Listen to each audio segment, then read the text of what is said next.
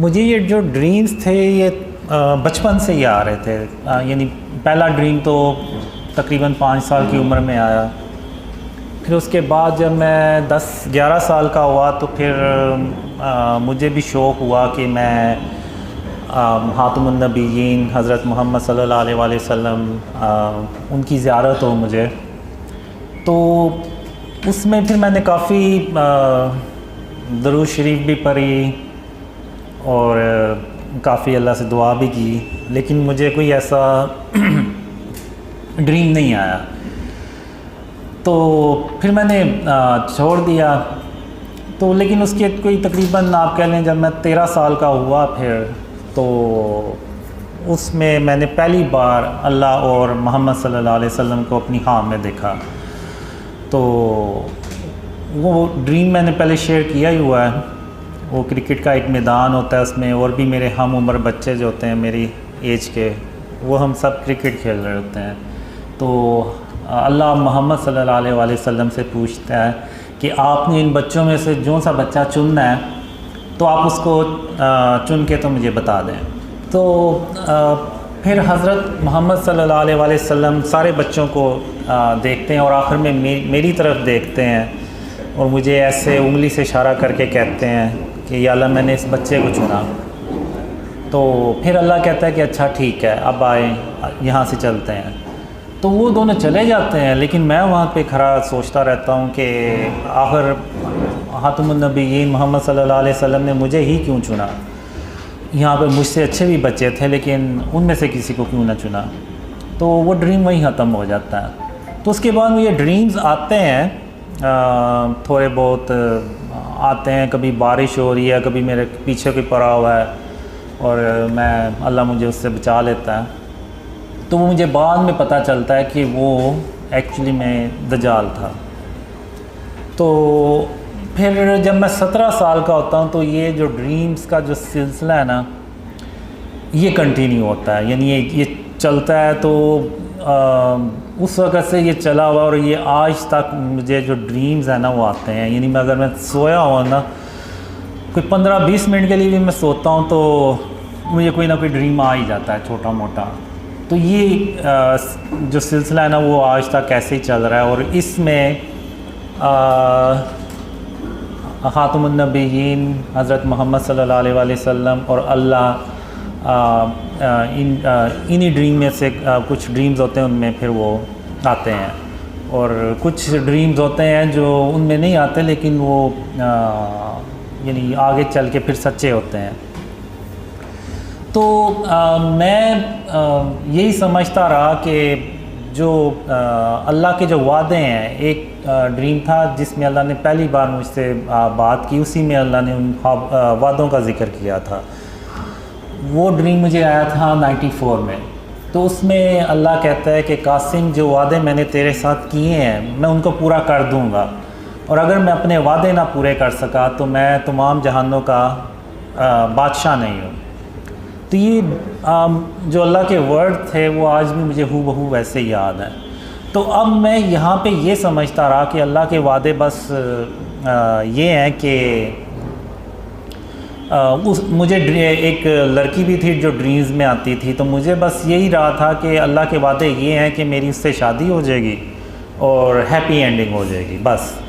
तो मेरा कभी दूसरी तरफ ध्यान ही नहीं गया कि जो ड्रीम्स अल्लाह ने मुझे क़यामत से रिलेटेड दिखाए हैं, जिसमें आप कह लें मेजर साइंस ऑफ क़यामा, याजूज मजूज, दज्जाल, ईसा अलैहिस्सलाम और फिर क़यामत के दिन के ड्रीम्स। तो मेरा उस तरफ कभी ध्यान नहीं गया। और ये मुझे ड्रीम्स आए थे 2003 से 2005 के बीच में। इस तरह के बहुत ज़्यादा ड्रीम्स आए जो दज्जाल, ईसा अलैहिस्सलाम, याजूज माजूज और साइन ऑफ क़यामा, ये जो ग़ज़वा हिंद और जो क़यामत के दिन के बारे में ड्रीम्स थे। तो मेरा कभी ध्यान ही नहीं गया कि अल्लाह के वादे ये भी हो सकते हैं। तो 2013 में जब वो लड़की मुझे छोड़ गई और मुझे भी यकीन हो गया कि वो मुझे नहीं मिलने वाली, तो फिर मैं यानी मेरी ड्रीम की तरह की सिचुएशन, मैं अपना सर पकड़ के बैठ गया और मैंने कहा कि मेरा तो सारा मैंने अपनी ज़िंदगी ज़ाया कर दी है, तो अब जो वक़्त गुज़र गया वो वापस तो नहीं आएगा। जनवरी 2014 में अल्लाह ने मुझे एक ख्वाब में बताया कि कासिम, मैंने उस लड़की के ज़रिए तेरी 20 साल आजमाइश की। मैं देखना चाहता था कि तू अल्लाह की रहमत से मायूस होने वालों में से तो नहीं है। तो मैं ड्रीम में इवन मैंने अल्लाह से एक तरह से गिला भी किया कि आखिर तूने एक लड़की के ज़रिए मुझे क्यों आजमाया। तो अल्लाह ने कहा, कासिम, मैंने तेरे इतने साल आजमाइश करनी ही थी, चाहे उसका तरीका कुछ भी होता। तो तुम अब घर जाओ और घर जाके तो आराम करो और मैं फिर तुम्हें बताऊंगा कि तुमने आगे क्या करना है। तो 20 या 22 अप्रैल 2014 इसमें अल्लाह ने पहली बार मुझे कहा कि कासिम, जो ख्वाब मैंने तुम्हें दिखाए हैं वो लोगों से बयान करो। मैं दुनिया वालों को दिखाना चाहता हूँ कि तुम कौन हो। तो जब मैं सुबह उठा तो मैंने कहा कि ये तो बड़ा अजीब सा अल्लाह ने हुक्म दिया। ये तो ऐसा हुक्म है कि वो यानी अगर मैं मेरे घर वाले यकीन ना करें तो जो मुझे जानता ही नहीं है तो वो कैसे यकीन करेगा इन ड्रीम्स पे। तो बहरहाल फिर मैंने कहा कि मैं खातमुन नबीयीन मोहम्मद सल्लल्लाहु अलैहि वसल्लम का वेट करता हूँ कि वो क्या हुक्म देते हैं। तो वो भी कोई 7 दिन हफ्ता 10 दिन बाद ड्रीम्स में आए, तो उन्होंने भी मुझे वही कहा कि जो ख्वाब अल्लाह ने तुम्हें दिखाए हैं वो लोगों से बयान करो। तो चूँकि अब अल्लाह और मोहम्मद सल्लल्लाहु अलैहि वसल्लम दोनों ने मुझे वही हुक्म दिया, तो मेरे पास फिर कोई और चॉइस ही नहीं थी। मैंने फिर वो ड्रीम शेयर करना शुरू किए ईमेल्स के थ्रू अपने घर वालों से इधर उधर, तो किसी ने यकीन ही नहीं किया। तो फिर सितंबर में मैंने तकरीबन वो ईमेल्स के थ्रू भी ड्रीम्स शेयर करना छोड़ दिए। तो फिर अक्टूबर 2014 में एक ख्वाब में मैं अल्लाह से कह रहा होता हूँ कि अल्लाह, इन ख्वाबों पे कोई यकीन नहीं करने वाला और मैं सिर्फ़ अपना वक्त ज़ाया कर रहा हूँ। तो अल्लाह फिर कहता है कि नहीं कासिम, जब मैं किसी काम का इरादा करता हूँ तो फिर मैं उसको करके छोड़ता हूँ और मुझे रोकने वाला कोई भी नहीं होता। तो फिर अल्लाह इंटरनेट को बुलाता है और इंटरनेट को हुक्म देता है कि जो कासिम के ख्वाब है ना, ये पूरी दुनिया में फैलाओ। तो वो फिर वो दुनिया में फैलाता है। तो फिर उसके बाद मैंने करते करते जनवरी 2015 में ड्रीम्स को ऑनलाइन शेयर करना शुरू किया।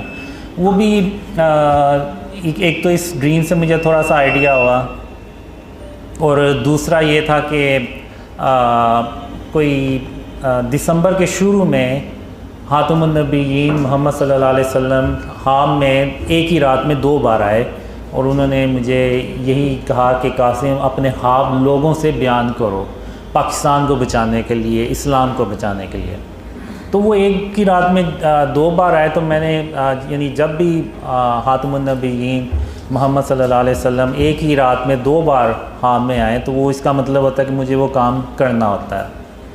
तो वो फिर मैंने जनवरी 2015 में स्टार्ट किए ड्रीम शेयर करना। तो वो इतने कमेंट्स बीच में नीचे इतने बुरे कमेंट्स आए, तो मैंने कहा मैंने इस काम के लिए तो नहीं ये ख्वाब शेयर करना शुरू किए थे कि लोग मुझे बुरा भला के हैं। तो वो फिर मैंने जनवरी के एंड तक ना पक्का फ़ैसला कर लिया कि मैं इन ख्वाबों को ना शेयर करना बंद कर दूँगा।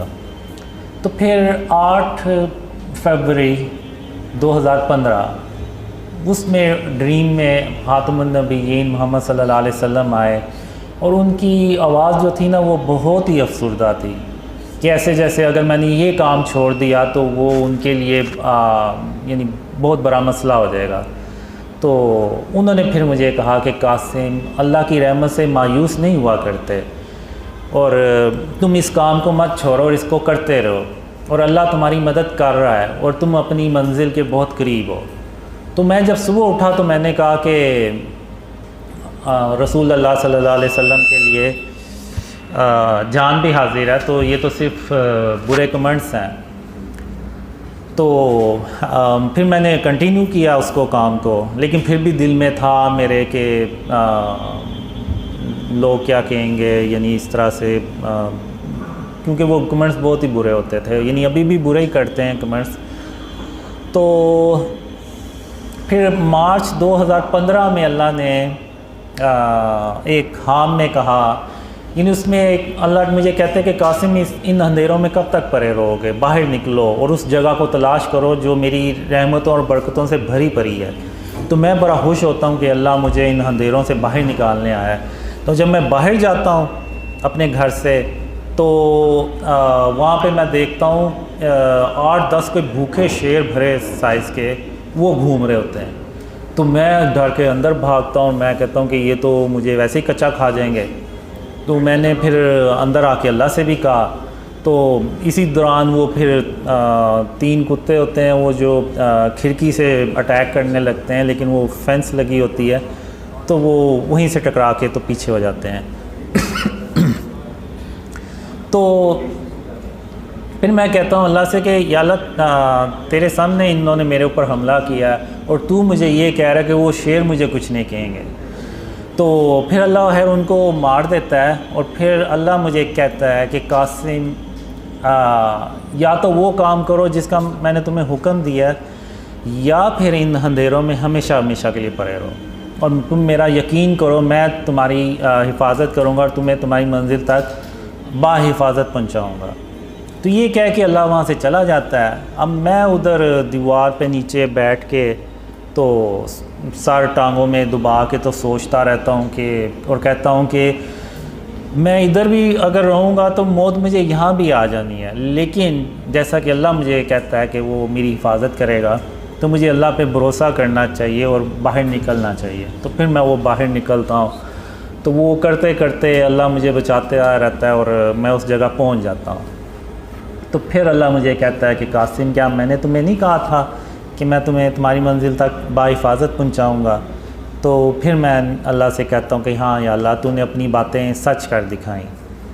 तो यहाँ पे फिर मैं कहता हूँ अल्लाह से कि अब मैं कल अपने जितने भी मेरे काम हुए मैं वो सारे कर लूँगा।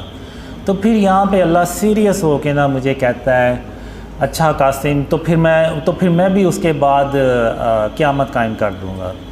तो इस तरह के भी ड्रीम्स जो है ना काफ़ी मुझे आए जिसमें क़यामत का आखिरी दिन होता है और मैंने अपने काम करने होते हैं, लेकिन मैं हर ड्रीम में किसी न किसी वजह से अपने काम कंप्लीट नहीं कर पाता। लेकिन अल्लाह अपनी रहमत से क़यामत कायम नहीं करता और एक और दिन देता है जिसमें वो फिर मैं उससे अगले दिन जो होता है ना वो अपने सारे काम कंप्लीट करता हूँ।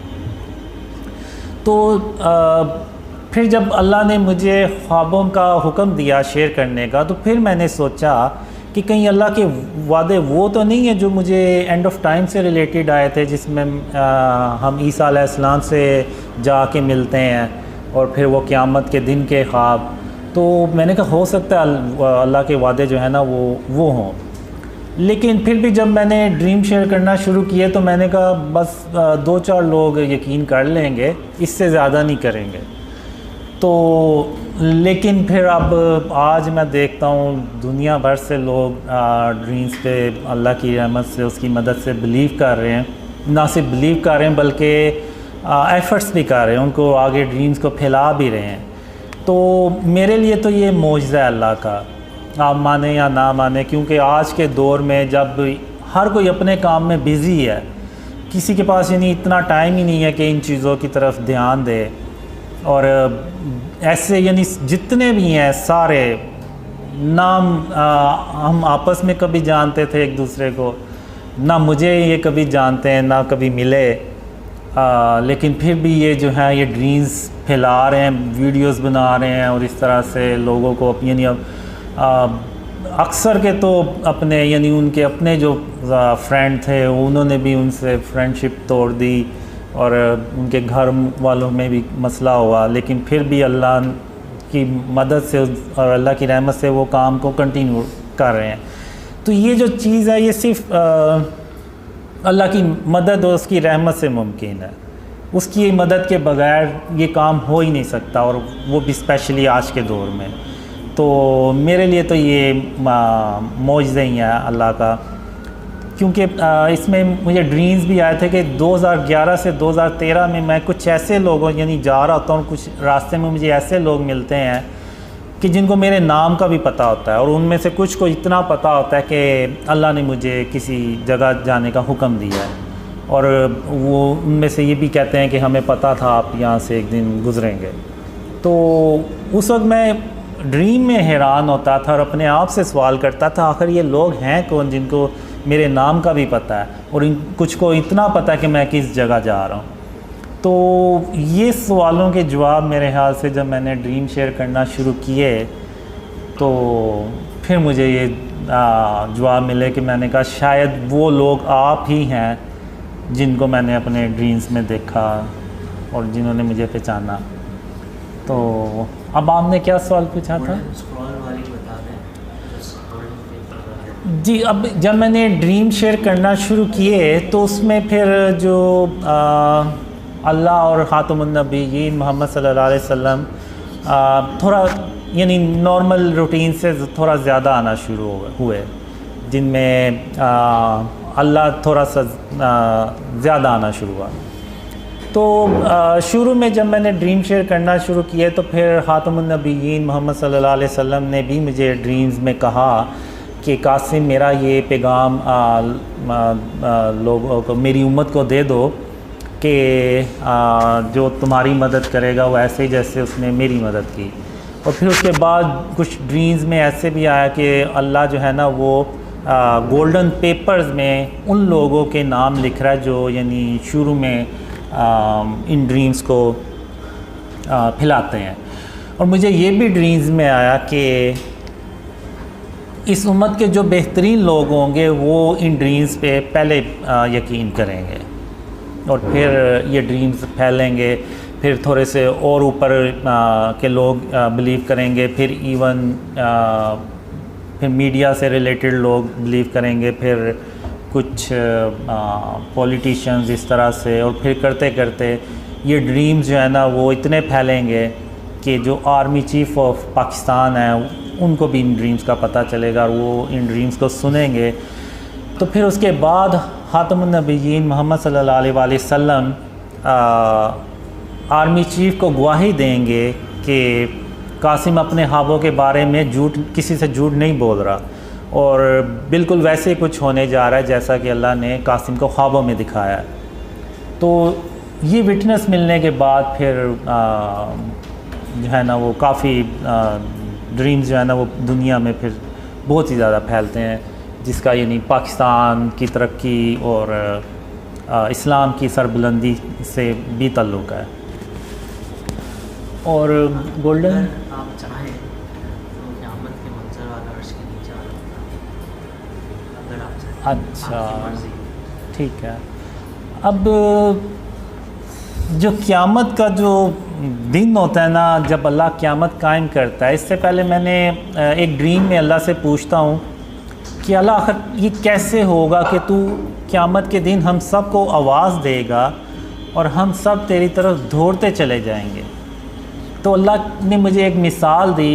अल्लाह कहता है कासिम जैसे कि एक बिल्ली है और उसके छोटे छोटे दूध पीते बच्चे हैं, वो अपने बच्चों को दूध पिला के तो अपना रिज़्क़ तलाश करने के लिए बाहर चली जाती है और फिर वो कई घंटों के बाद जब वापस आती है और उस वक्त उस दौरान उसके बच्चे जाग जाते हैं और वो अपने आप को अकेला देख के, अपनी माँ को पास ना देख के तो खौफ महसूस करते हैं कि हमारी माँ कहाँ है। तो फिर जब बिल्ली आती है और वो दूर से अपने बच्चों को आवाज़ देती है तो उसके जो बच्चे हैं वो दौड़ते चले जाते हैं अपनी अम्मी के माँ के पास, और ये नहीं देखते कि इनको कोई रास्ते में कोई ख़तरा भी हो सकता है, कोई नुकसान भी हो सकता है। नहीं, वो बस ये देखते हैं कि हमारी जो माँ है उसने हमें बुलाया। तो बिल्कुल इसी तरह मैं क़यामत के दिन जब तुम सबको आवाज़ दूँगा तो तुम सब इसी तरह मेरी तरफ दौड़ते चले आओगे और मेरे सामने हाज़िर हो जाओगे। तो अब जब मैंने देखा अपने ड्रीम्स में कि अल्लाह क़यामत कायम कर देता है, तो अब मुझे ऐसे लगता है जैसे मैं ज़मीन से उग के निकला हूँ, जैसे कोई पौधा उगता है तो उस तरह से ना मैं ज़मीन से उगा हूँ। और जैसे ही मैं उठा हूँ तो वो ऑलरेडी यानी होता है कि मैंने अल्लाह रब्बुल आलमीन के पास जाना है, यानी उसके सामने जाना है। तो अब मैं उधर ऐसे तेज़ चलता हुआ ना, तो जैसे अल्लाह ने ऑलरेडी मुझे बताया हुआ कि मैंने कहाँ जाके खड़े होना है, तो तो मैं उधर जाता हूँ और जाके खड़ा हो जाता हूँ, तो वहाँ पे हातिमुन नबिय्यीन मोहम्मद सल्लल्लाहु अलैहि वसल्लम पहले से आगे खड़े होते हैं। तो अब जो अल्लाह का क़यामत के दिन जो अर्श होता है ना, उसका साया जैसे शाम का साया होता है ना, तो लंबा हो जाता है। तो ये अब जैसे ये अल्लाह का अर्श का साया है और इधर ये बाकी मैदान है, और सूरज इस तरफ होता है, काफ़ी बड़े साइज़ में होता है। तो उसका जो ऐसे रोशनी आती है, तो अल्लाह के अर्श के जो साया ना, वो ऐसे एक लंबा साया बन जाता है। तो सबसे आगे हातिमुन नबिय्यीन मोहम्मद सल्लल्लाहु अलैहि वसल्लम खड़े होते हैं, फिर उसके पीछे आप सल्लल्लाहु अलैहि वसल्लम की जो उम्मत होती है वो, फिर जब उसके बाद फिर हज़रत इब्राहीम अलैहिस्सलाम और उनकी उम्मत के लोग होते हैं, फिर उसके बाद सारे दर्जा बदर्जा अल्लाह के नबी और उनके उम्मती होते हैं। तो जो मैंने ड्रीम्स में देखा है, हातिमुन नबिय्यीन मोहम्मद सल्लल्लाहु अलैहि वसल्लम की उम्मत की जो तादाद है वो बहुत ज़्यादा होती है बाकी नबियों की उम्मतों से। तो मैं यहाँ पे खड़ा हो जाता हूँ और मेरे साथ वो लोग होते हैं जो दुनिया में साथ होते हैं। तो अब मोहम्मद सल्लल्लाहु अलैहि वसल्लम यहाँ पे अब हमसे ना मुलाकात करने आते हैं। तो वो जितने भी लोग होते हैं वो सब हातिमुन नबिय्यीन मोहम्मद सल्लल्लाहु अलैहि वसल्लम उनसे इन पर्सन मिलते हैं, और वो कहते हैं कि आपने दुनिया में कासिम के साथ रहे और इस्लाम और यानी उस पर यानी उस जो ड्रीम्स आए थे उस वक्त मुझे, तो उस वक्त मुझे नहीं पता होता कि हमने ऐसा आखिर क्या काम किया है कि हातिमुन नबिय्यीन मोहम्मद सल्लल्लाहु अलैहि वसल्लम हमसे मिलने पहले आए हैं। तो बहरहाल उस वक्त तो मुझे नहीं समझ लगी, लेकिन आज अब तो समझ लगती है कि वो शायद इस्लाम की सरबुलंदी से मुतल्लिक ही काम होगा। तो हातिमुन नबिय्यीन मोहम्मद सल्लल्लाहु अलैहि वसल्लम फिर हमें कहते हैं कि आज अल्लाह जो है ना आपको खुश कर देगा, अल्लाह अपनी रहमतें और बरकतें आप पे नाजिल करेगा। तो इस तरह से मैंने ना वो ड्रीम में देखा, और उस वक्त मैं ड्रीम में भी यानी ये सोच रहा होता हूँ, हैरान हो रहा होता कि हमने आखिर दुनिया में ऐसा क्या काम किया होगा कि हातिमुन नबिय्यीन मोहम्मद सल्लल्लाहु अलैहि वसल्लम खुद हमसे मिलने आए हैं। तो वो इस तरह का ड्रीम होता है। तो उसके अलावा भी काफ़ी ड्रीम्स होते हैं, यानी उसमें ये जो एरिया होता है इधर सारे कुफ़ार होते हैं खड़े हुए, और उनके गर्दनों में और पूरा जंजीरों में जकरे होते हैं, और ऐसे यानी कि उनके ऊपर ये आज जो दिन है ना वो बहुत भारी है। तो और उनके लिए कोई छाँव नहीं होती, और इवन ज़मीन भी उनकी तप रही होती है, और ज़मीन से भी जो है ना वो उनको तपिश महसूस हो रही होती, मिल रही होती। तो इस तरह से वो ड्रीम। गज़वा हिंद, ये जो जंग है ये मैंने अपने ड्रीम्स में बहुत बार देखी है। तो अब ये जंग ना हम पे मुसल्लत की जाती है बेसिकली, हम कोई यानी हमें शौक़ नहीं होता कि हम ये जंग खुद से करें। हम यानी पाकिस्तान में पाकिस्तान अल्लाह की रहमत से तरक्की कर रहा होता है, और अल्लाह की रहमतें और बरकतें पाकिस्तान पे नाजिल हो रही होती हैं। तो हमें तो ज़रूरत ही नहीं होती कि हम है किसी से जाके तो जंग शुरू कर दें। अब होता ये है कि मिडल ईस्ट में जो जंगें हैं ना वो हो रही होती हैं, जिसमें तुर्की और अरब कंट्रीज़ जो है ना वो बहुत बुरी तरह से तबाह हो रहे होते हैं। तो हम ये करते हैं कि उधर जो मुसलमान होते हैं उनको जितना ज़्यादा से ज़्यादा हम पाकिस्तान में ला सकते हैं लेके आते हैं। इससे पहले मैं थोड़ा सा ये बता दूं कि जब आर्मी चीफ़ को गवाही मिलती है मेरे ड्रीम्स के बारे में, तो फिर उनको भी आर्मी को भी यकीन हो जाता है कि जो पाकिस्तान है ना इसका जो एंड ऑफ टाइम में और आगे जो इवेंट्स आने हैं ना उसमें बहुत अहम की रोल इसने प्ले करना है। तो उस सिलसिले में फिर पाकिस्तान में रिफॉर्म्स होती हैं, जिसको आप कह लें कि इस्लामी सदारती निज़ाम जिसको आप कह लें। तो इस तरह से ना वो चेंज होता है सिस्टम। और जो दूसरा सवाल आपने पूछा है तो वो पाकिस्तान जो अल्लाह ने मुझे ड्रीम्स में दिखाया है कि जब तक हम शिर्क और उसकी इक़साम से पाकिस्तान को पाक नहीं करेंगे तो अल्लाह की मदद भी नहीं आएगी। अभी होता यह है कि हम जो भी प्लान्स बनाते हैं तो उसमें अल्लाह की मदद हमारे साथ नहीं होती, क्योंकि शिर्क जो है ना वो पाकिस्तान में जगह जगह भरा पड़ा है। अब शिर्क सिर्फ ये नहीं है कि अल्लाह के साथ किसी को शरीक ठहराना, ये जो स्टैचूज़ हैं, बुत हैं, आर्ट और कल्चर के नाम पे जो डेकोरेशंस बनाए हुए हैं और जो तस्वीर हमने बड़ी बड़ी बिल बोर्ड्स पर लगा के रखी हुई हैं, ये जो फ़िज़िकल चीज़ें हैं ये आपको जगह जगह नज़र आएंगी, ये भी फॉर्म ऑफ शिर्क है।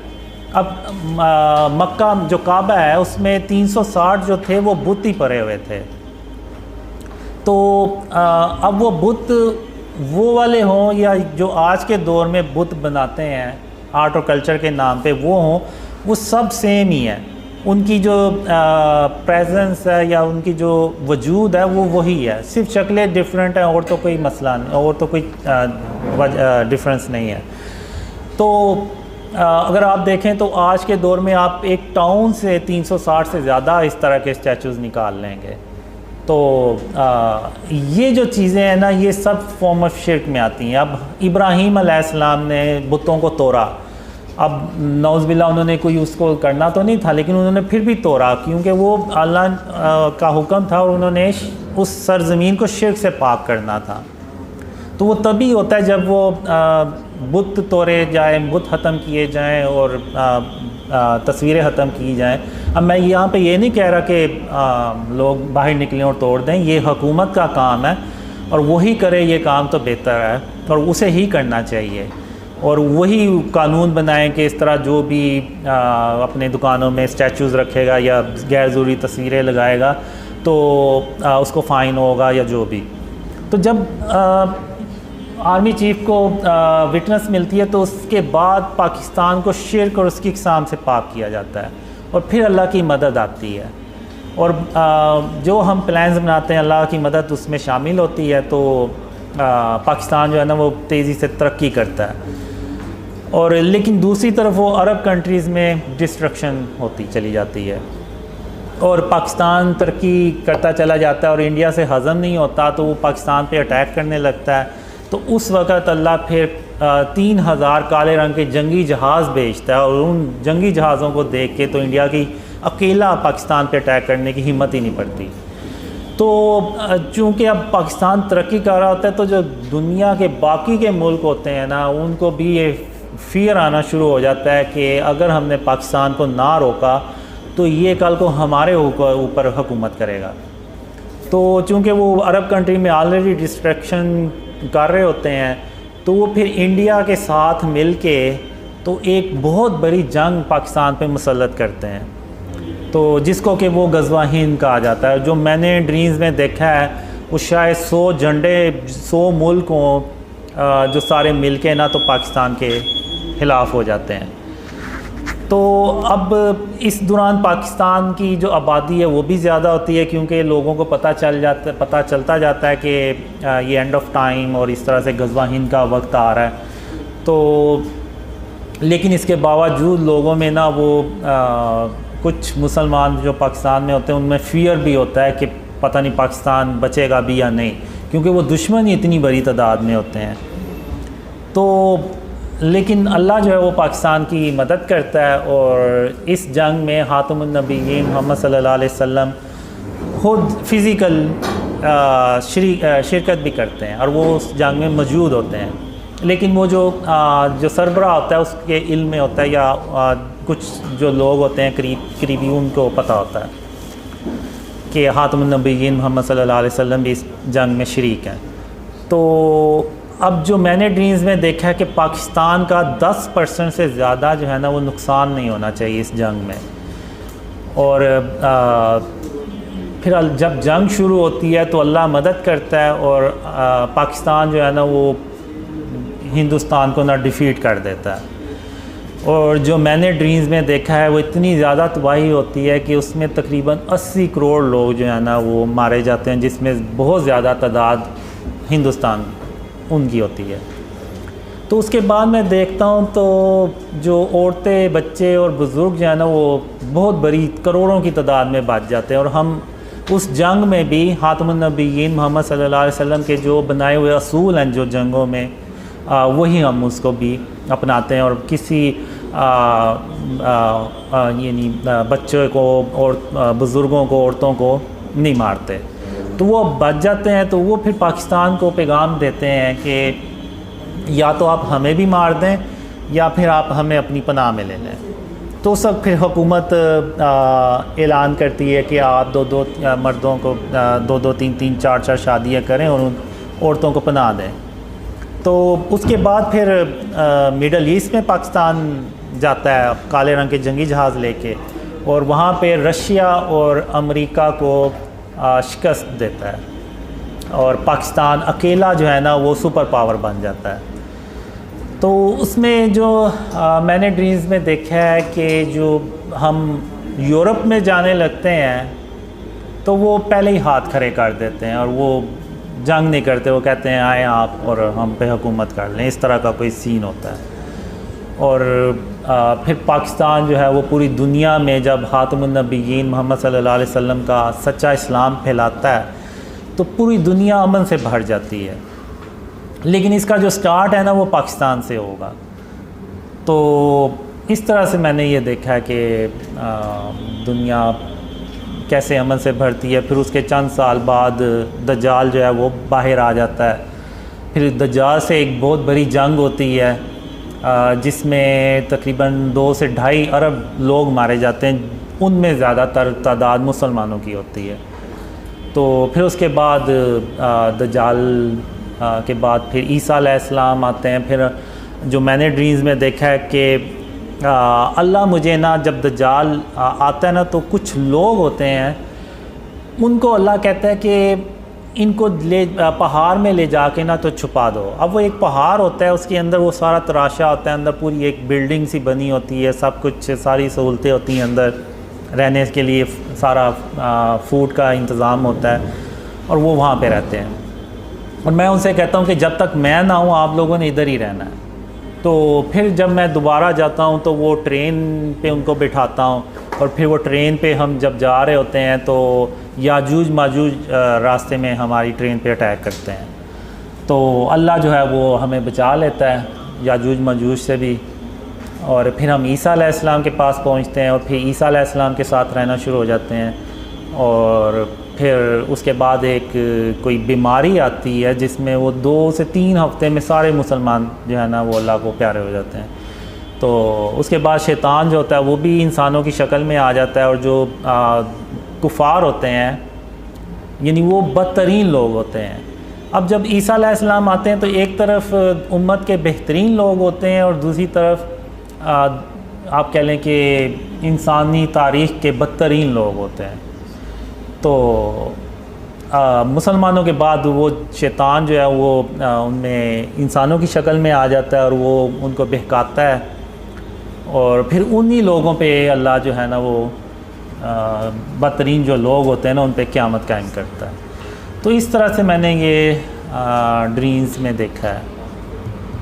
अब जो रीसेंट ड्रीम है वो मैंने 3 दिन पहले देखा था, वो भी काले रंग के जंगी जहाज़ों के बारे में था।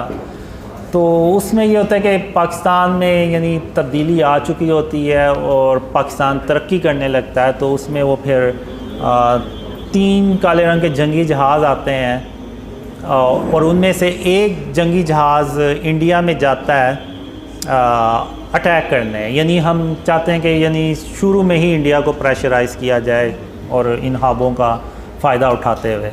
तो एक जंगी जहाज़ जाता है लेकिन इंडिया अलर्ट हो जाता है और वो काफ़ी यानी जहाज़ अपने भी उड़ाता है।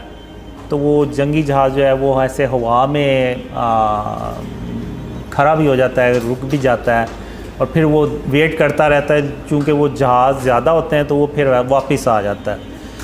तो जब वो वापस आता है तो इंडिया जो है वो जैसे मैच जीतने के बाद पाकिस्तान से वो शोर शराबा करते हैं और हल्ला गुला करते हैं, तो उसी तरह उनके जो सारा करते हैं और उनके जो जहाज़ होते हैं वो भी ऐसे स्टंट करते हैं कि देखो हमने तुम्हारा जो जंगी जहाज़ आया था उसको भगा दिया।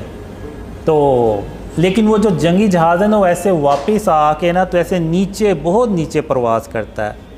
तो यानी इसमें मैं पहली बार यानी देखता हूँ कि वो जंगी जहाज़ ऐसे हवा में रुक भी जाते हैं और ऐसे बहुत लो फ्लाइट करते हैं। जैसे अब ये एक बिल्डिंग है और इधर नीचे इस लेवल पे घर होंगे, तो वो जंगी जहाज़ जो है ना वो रेजिडेंशल एरिया से ऐसे गुज़रता हुआ जाता है ऐसे। वरना नॉर्मली जो मिलिट्री जेट फाइटर्स होते हैं वो इतनी लो परवाज़ पे रेजिडेंशल एरिया से नहीं गुज़रते, लेकिन वो गुज़र आता है। तो मैं कहता हूँ कि ये तो यानी बड़ी टेक्नोलॉजी है इस जहाज़ में, ना सिर्फ जहाज़ में बल्कि वो पायलट्स में भी होती है, जाहिर सी बात। वो फिर आहिस्ता से ऐसे अंदर इंडिया के बॉर्डर पे एंटर होता है और 2 मिज़ाइल फायर करता है, एक जो इंडिया की बेस होती है मिलिट्री वो, और एक जो एयर बेस होती है उस पर अटैक करता है, और वो दोनों बेस तबाह हो जाती हैं और वो वापस अपने वापस पाकिस्तान आ जाता है और उनको इंडिया को पता भी नहीं चलता कि कोई आया है और अटैक करके चला गया। तो वो इरफान भाई ने बताया कि जब वो जहाज़ बहुत ही लो फ्लाइट पे जा रहा तो इवन वो रेडार्स जो है ना वो भी डिटेक्ट नहीं कर पाते। तो इवन जब वो हाइट पे भी होता है तो वो बेसिकली उनके रेडार डिटेक्ट नहीं कर पाते कि जहाज़ किस जगह पे, बस उन्हें एक सिग्नल्स आ रहे होते हैं कि हमारी टेरिटरी में कोई दुश्मन का कोई डिवाइस या कोई जहाज़ इस तरह से आया, लेकिन कहाँ पे है वो नहीं पता चलता उनको। तो इस तरह से वो फिर वापस आता है और फिर वो जो ब्लैक जेट फाइटर्स के पायलट्स होते हैं वो आते हैं, तो वो हम उनसे बात कर रहे होते हैं, तो वो ड्रीम वहीं ख़त्म हो जाता है। तो ये लेटेस्ट ड्रीम ये है। रिसेंटली ड्रीम्स आते हैं, इमरान खान के बारे में भी आए, तो लेकिन एक चीज़ है कि जब तक इस मुल्क को शिर्क और इसकी इक़साम से पाक नहीं किया जाएगा ना, ये मुल्क नीचे चलता जाएगा। लोग मुझसे पूछते हैं तो मैं वो बस उसी बेस पे कहता हूँ कि जब तक हम शिर्क से इस मुल्क को पाक नहीं करेंगे तो अल्लाह की मदद भी नहीं आएगी। अल्लाह की मदद नहीं आएगी तो इसका मतलब है कि ये मुल्क मज़ीद नीचे चलता जाएगा। तो जो मुझे लग रहा है कि मैं कहना नहीं चाहता, लेकिन मुझे यही लग रहा है कि ये मुल्क में मज़ीद मसाइल पैदा होंगे, मज़ीद डॉलर्स का मसला होगा, इकोनॉमी का और पॉलिटिकल स्टेबिलिटी आ भी जाए तो कोई मुझे नहीं लग रहा कि कोई इकोनॉमी इसकी बेहतर होगी। तो जो नवाज शरीफ के बारे में जो ड्रीम्स थे उसमें वो आएंगे पाकिस्तान दोबारा वापस, लेकिन अल्लाह खैर करे। बस मैं ये कहूँगा कि अल्लाह पाकिस्तान की मदद करेगा इंशाअल्लाह। लेकिन ये है कि जैसे जैसे वो ड्रीम्स फैलेंगे तो लोगों में जो शिर्क और उसकी इक़साम और उसकी अवेयरनेस है वो ज़्यादा होगी, तो लोग अपने आप को बचाएंगे शिर्क से। एक कोशिश जो है ना, अगर वही हम स्टार्ट कर दें तो अल्लाह को वो कोशिश भी पसंद आ जाएगी। और मैंने जब आप देख लें बहुत से लोग मेरी बातें करते हैं, मेरी दाढ़ी नहीं है, मैं नमाज़ें भी नहीं पढ़ता, तो ये वो, तो अल्लाह ने मुझे बहुत ज़्यादा ड्रीम्स में बताया, कहा कि अल्लाह क़यामत के दिन सारे गुनाह बख्श देगा लेकिन शिर्क कभी माफ़ नहीं करेगा। लेकिन नौज़ुबिल्लाह इसका मतलब ये नहीं कि वो मैं ये कह रहा हूँ कि नमाज़ें नहीं पढ़नी चाहिए, दाढ़ी नहीं रखनी चाहिए। लेकिन अल्लाह ने मुझे ये भी कहा है ड्रीम में कि जो नमाज के बारे में सवाल है ना वो सिर्फ़ अल्लाह रब्बुल आलमीन किसी से कर सकता है, क्योंकि नमाज एक इंसान सिर्फ़ अल्लाह के लिए पढ़ता है। ये नहीं है कि किसी और के लिए पढ़ रहा है। तो वो जाहिर सी बात है जिसके लिए हम नमाज पढ़ते हैं वही अल्लाह जो है ना वो सवाल करने का हक़ भी रखता है। तो मुझे अल्लाह ने ड्रीम में यही कहा कि अल्लाह जो है ना वो ये अल्लाह ही पूछ सकता है किसी से कि वो नमाज़ पढ़ता है या नहीं। और अगर कोई तुम्हें ज़्यादा तंग करे, ज़्यादा कहे, तो उसको कहना कि जब अल्लाह मुझे तौफीक देगा तो मैं नमाज़ें भी पढ़ना शुरू कर दूँगा। तो इस तरह से अल्लाह ने मुझे ड्रीम में कहा। और अल्लाह ने मुझे बहुत ज़्यादा ड्रीम में ये कहा कि कासिम मैं तेरी सिर्फ़ इसलिए मदद कर रहा हूँ कि तूने अपने आप को शिर्क और उसकी इक़साम से बचाना शुरू कर दिया। यानी मैंने भी बचाना शुरू कर दिया। मैं मुकम्मल तौर पे मेरा भी नहीं है, अभी भी कोई ना कोई घर में मेरे कोई तस्वीर इस तरह से कोई पड़ी होगी, क्योंकि हम जो भी चीज़ खरीदते हैं उसमें अक्सर तो वो तस्वीरें होती हैं। तो बहुत ही मुश्किल है। शुरू में तो मैंने यही समझा शायद जब अल्लाह ने कहा तो कि सिखाया कि शिर्क की क्या इक़साम है, मैंने समझा कि शायद इतना मुश्किल नहीं होगा। लेकिन जब अल्लाह ने सिखाना शुरू किया शिर्क के बारे में तो मैंने कहा ये भी शिर्क है, वो भी शिर्क है, और फिर मैंने कहा कि ये तो हर तरफ शिर्क ही शिर्क है, तो हम तो सब शिर्क में ही रह रहे हैं। तो मैंने बहुत कोशिश करने के बाद क्या कहते हैं कि घर से सारा कुछ ख़त्म किया, लेकिन अभी भी जो भी हर रोज़ कोई ना कोई चीज़ आ भी जाती है। तो मैंने वो स्प्रे पेंट भी रखा हुआ है कि कोई चीज़ अगर ज़्यादा देर के लिए रहनी है तो उस पर वो उसके ऊपर तस्वीर है तो उसके ऊपर फिर मैं स्प्रे पेंट कर देता हूँ। तो वो जो कोशिश है ना वो अल्लाह को पसंद आ गई।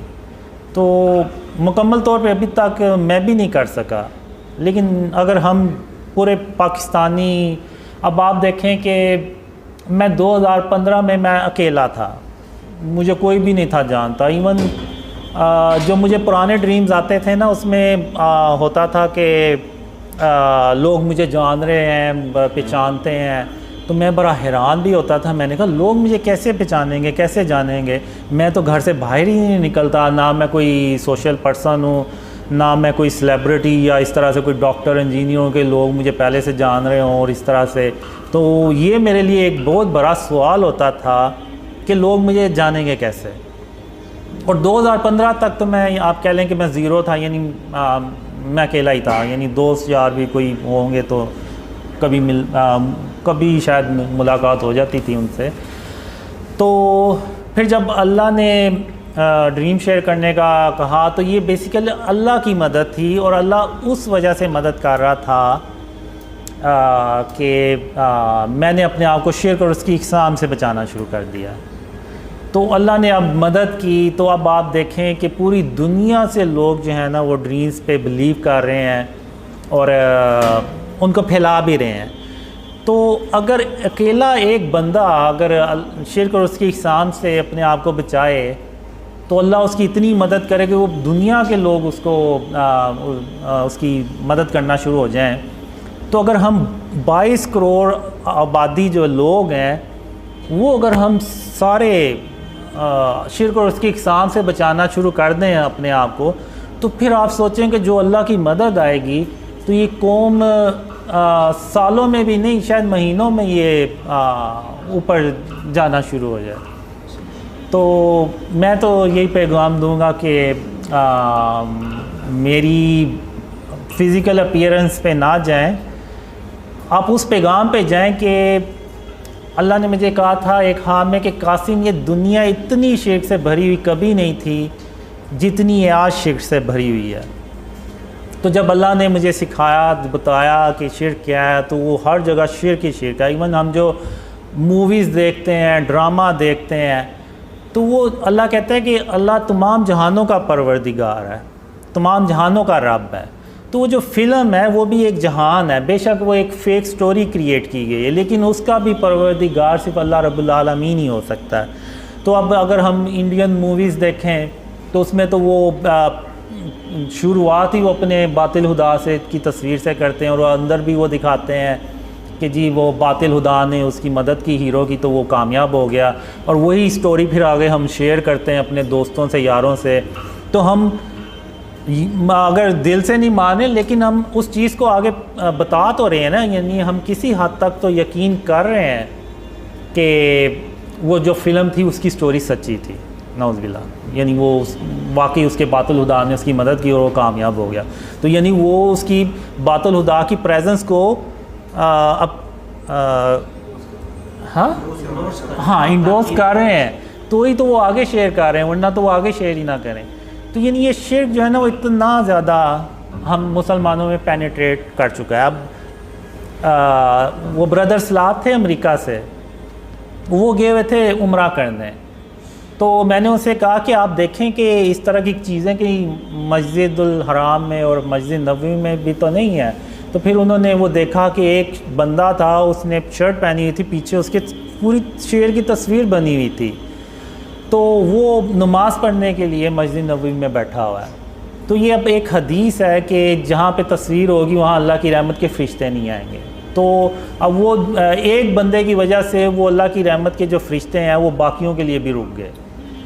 तो अब एक वाक़या था, जंग थी, जब ख़ातमुन नबिय्यीन मोहम्मद सल्लल्लाहु अलैहि वसल्लम वापस आए अपने घर, तो उन्होंने खिड़की पे पर्दा देखा जिस पे वो चिड़िया का एक परिंदे का स्केच बना हुआ था। तो आप सल्लल्लाहु अलैहि वसल्लम ने उस पर्दे को गुस्से से उतार के तो फेंक दिया और हज़रत आयशा रज़ी ताला अन्हा से कहा कि दोबारा इस तरह की चीज़ मेरे घर ना आए। तो वो एक सिर्फ स्केच था, तो उन्होंने उस पर्दे को भी गुस्से से उतार के फेंक दिया। तो जो स्टैचूज़ हैं और ये सारा ये तो बहुत बड़ी बातें हैं। तो हमें जो है ना वो अपने आप को शिर्क और उसकी इक़साम से हर हाल में बचाना चाहिए। एक सवाल है तरफ से, वो कह रहे हैं कि when is the right time to come to Pakistan. ठीक है, सिस गोनिंग ये फरमानी, उन्होंने उनकी तरफ से सवाल आगे फॉरवर्ड किया। और दूसरी चीज़ है कि कोई आपको ख्वाब है दुखान के बारे में कि मोहम्मद हनीफ ने पूछा। दुहान धुआं की बड़ी निशानियों में से एक निशानी, 10 बड़ी निशानियों में से एक बड़ी निशानी ये है। धुआं तो नहीं, मैंने डस्ट स्टॉर्म देखा है। वो जो बिल्डिंग होती है फ़लस्तीन के इलाके में बनती है, वो जब उसके बेस में एक धमाका सा होता है और वो पूरी दुनिया अरब कंट्रीज़ में फैलता चला जाता है। इतनी ज़्यादा वो धुआं होता है कि वो सूरज की रोशनी भी ज़मीन पे नहीं पा रही होती। अब वल्लाह आलम ये शायद सिंबॉलिक हो, वर्ल्ड वार 3 को रिप्रेजेंट कर रही हो, वल्लाह आलम। और दूसरा right time, the right time to come to Pakistan is when you see the dreams spread a lot, यानी जब बहुत ज़्यादा ड्रीम फैल जाएं और पाकिस्तान के हालात भी बेहतर होना शुरू हो जाएं, तो तब यानी इंशाल्लाह जब शिर्क का खात्मा होना शुरू हो जाए, जी जी, और हुकूमती लेवल पर जब ये उसूल बन जाए जी, तो तब means when you see dreams are spreading a lot and we Pakistani started to remove the shirk and its form within the country, then after it the help of Allah will come to Pakistan inshallah, because you are not a Pakistani who will come to Pakistan, so it will be very difficult for you guys to live here in this situation. The current situation is not good. So when the situation will be good, then you can come to Pakistan inshallah.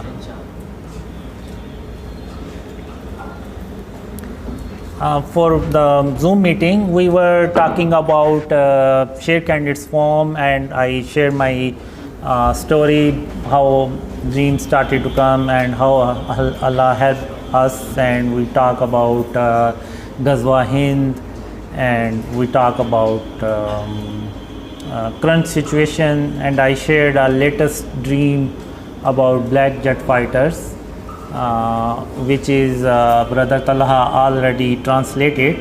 So inshallah I will try to share that dream inshallah. ठीक है ज़ीशान, पहला सवाल आप पूछ लें। कासिम भाई अभी ना। अस्सलाम वालेकुम कासिम भाई।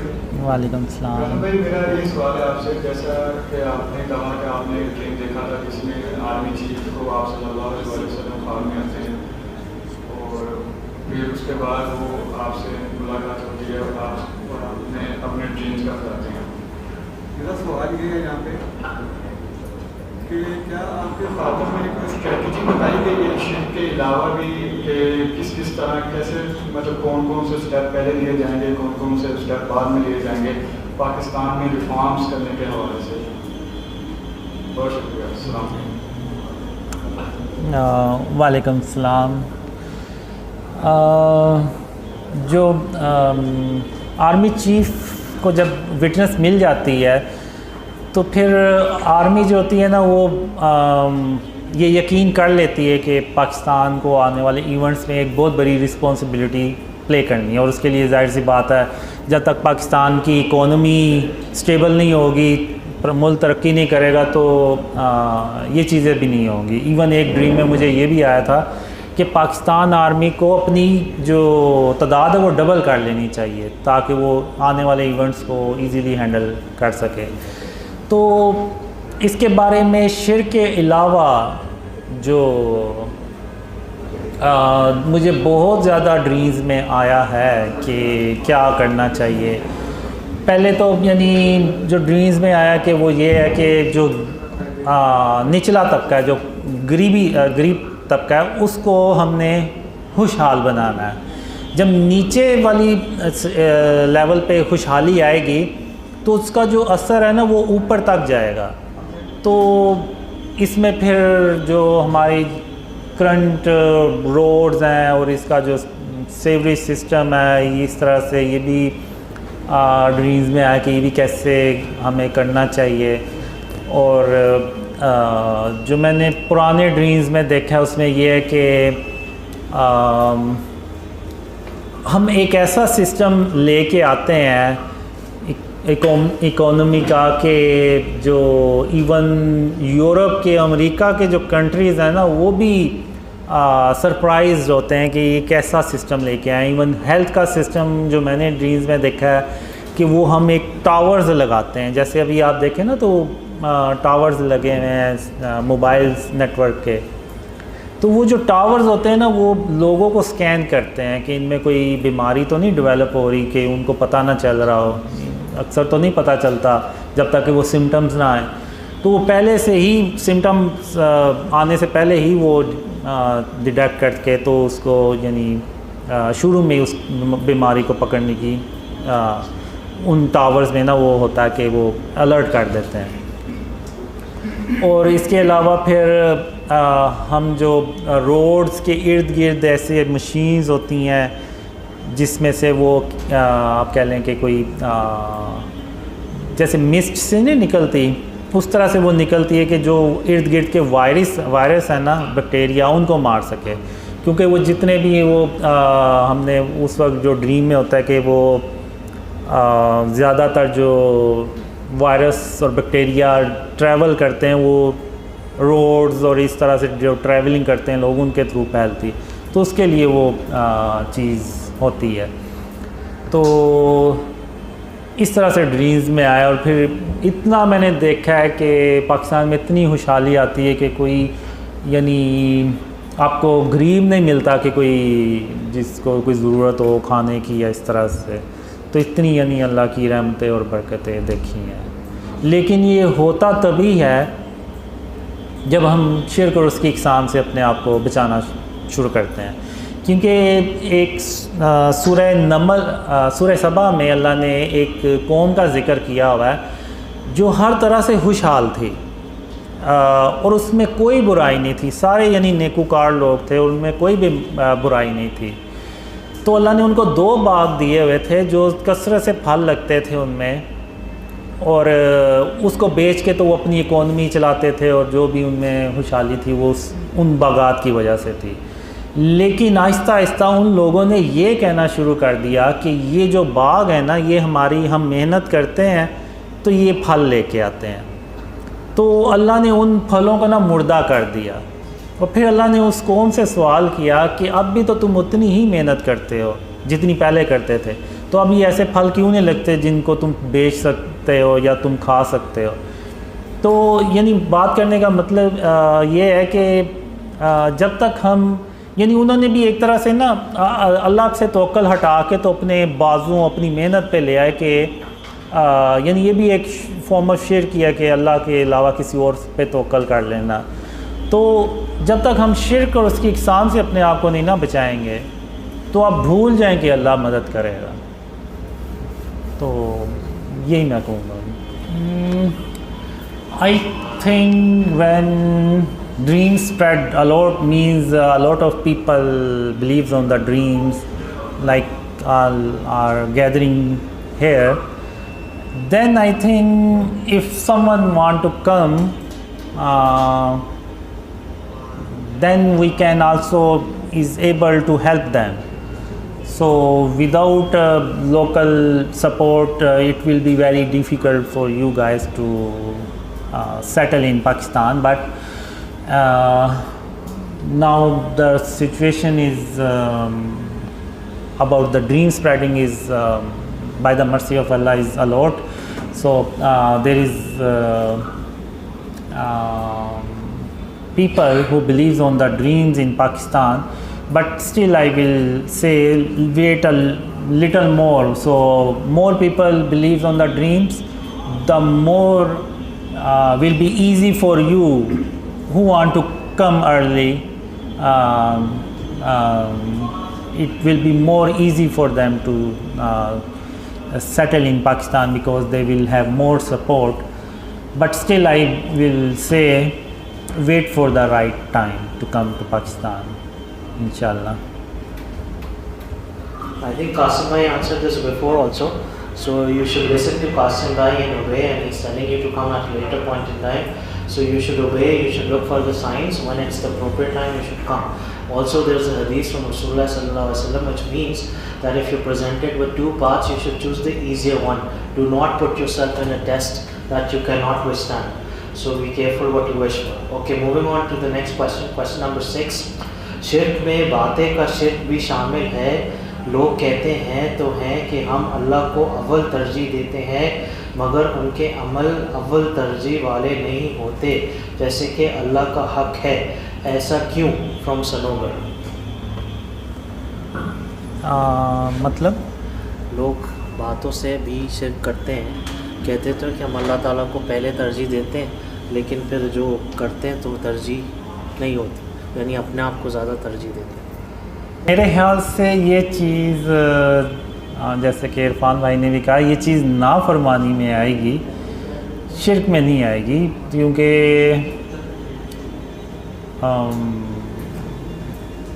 शिर्क तो वो है कि जो यानी जैसे तस्वीरें हो गई, जैसे अगर कोई बंदा किसी को ये कहे कि he is the only hope, यानी यही आखिरी उम्मीद है, तो ये बातें शिर्क के ज़मरे में आएंगी।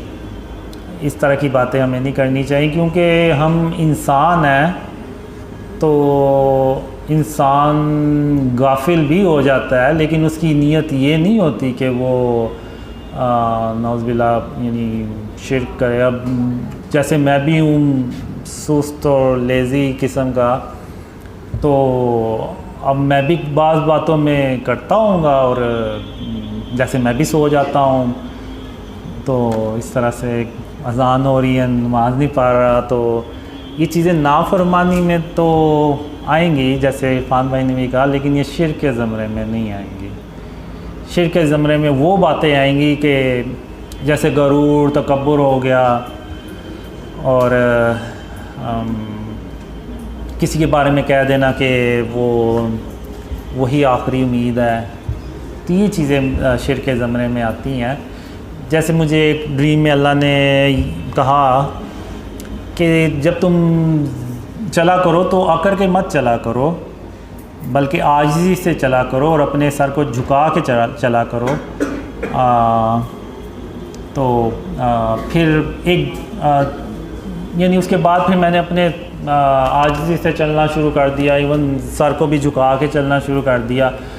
तो यानी किसी ने कहा कि तू क्या गर्दन नीचे करके तो चलता रहता है।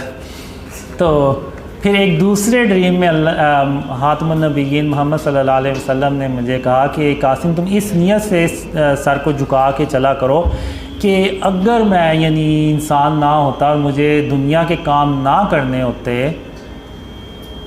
तो मैं हर वक्त अल्लाह के आगे सजदे में रहता। तो इस नियत से तुम सर को झुका के चला करो।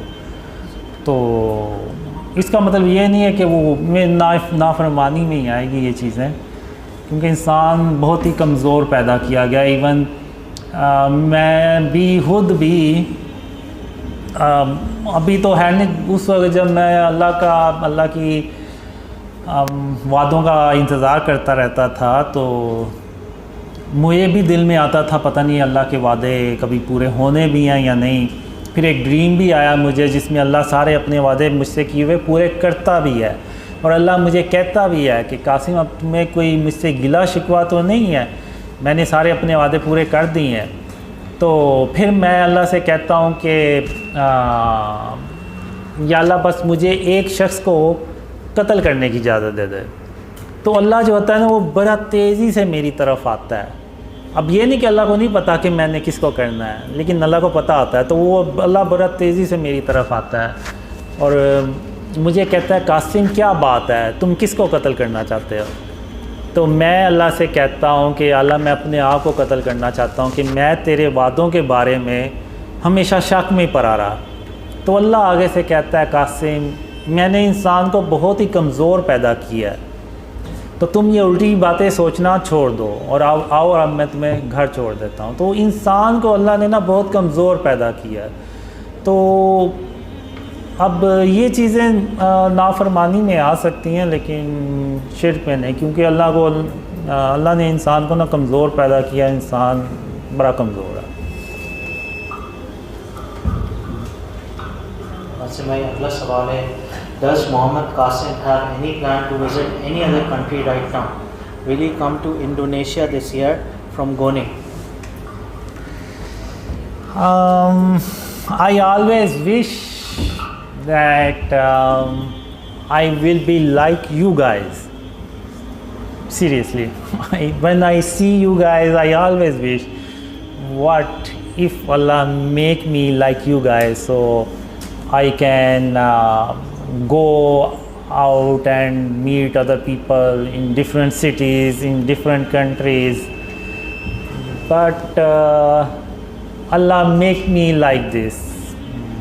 So I have a plan to visit other countries, to visit other cities, but I am lazy and I am lazy, very lazy. So let's see when Allah fulfill these desires. Inshallah I will visit Indonesia, Malaysia, Bangladesh, other countries. Inshallah. USA भी ना?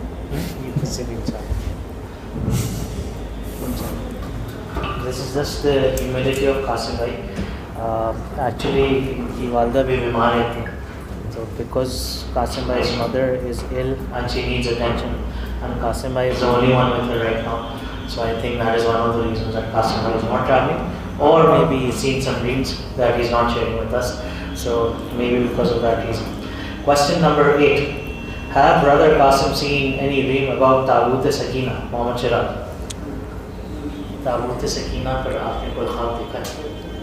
क्या ताबूत सकीना? ताबूत Sakina English में पूछा किसी ने? उर्दू में भी यही कहते हैं। मोहम्मद शिराज।